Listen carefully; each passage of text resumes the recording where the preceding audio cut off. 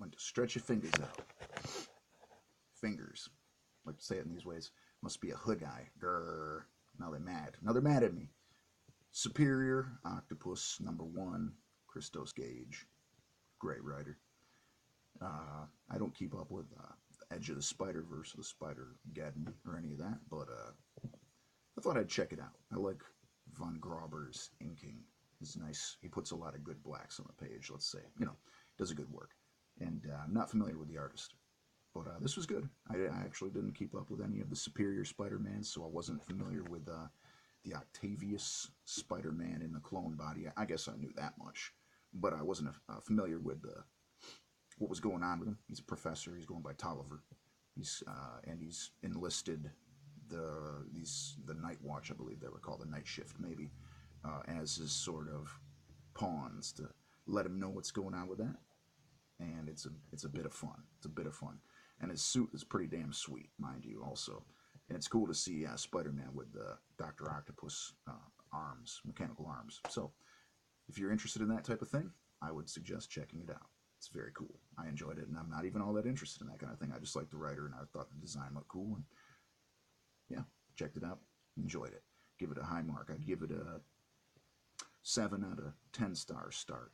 And you can turn it off if you're not this far in Death of Inhumans #5 or #4. I don't remember if it's a 4 or a 5. Or if it's a 5 or a 6-part series, but it's the second to last issue. And it's got Beta Ray Bill, which is dope. Beta Ray Bill, but they keep referring to him as a horse, which is pretty obnoxious, I have to admit.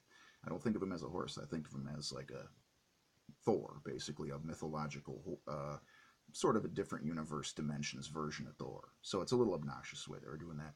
But they gave a little tidbit of a flash to a Lockjaw story, probably trying to entice people's interest in case if people wanted to see that.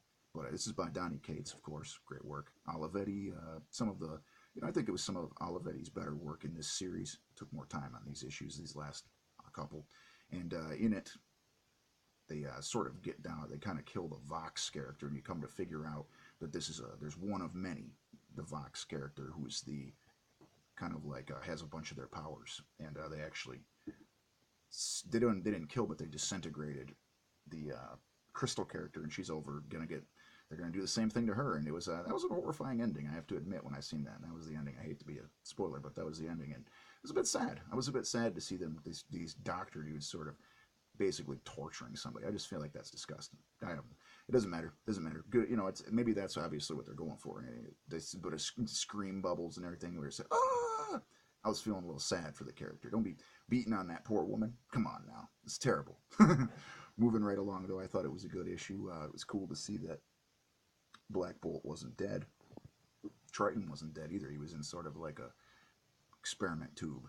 But yeah, good series. Check it out if you haven't been, and if you're interested in that type of thing, sort of a sci-fi horror type series, where evidently they want to kill people, but it's right there in the title, so you ain't surprised. It ain't nothing too surprising. Death of Inhumans. So it's a good series. I'll give that one. I'm definitely going to finish it off, and I'm going to give it a good mark, a good rating of 8 out of 10. So Blackout ENT, Gregor Black, doing his usual better late than never reviews about 2 weeks late. The hell's wrong with this man? The face palm has returned. Have a good day. Take care.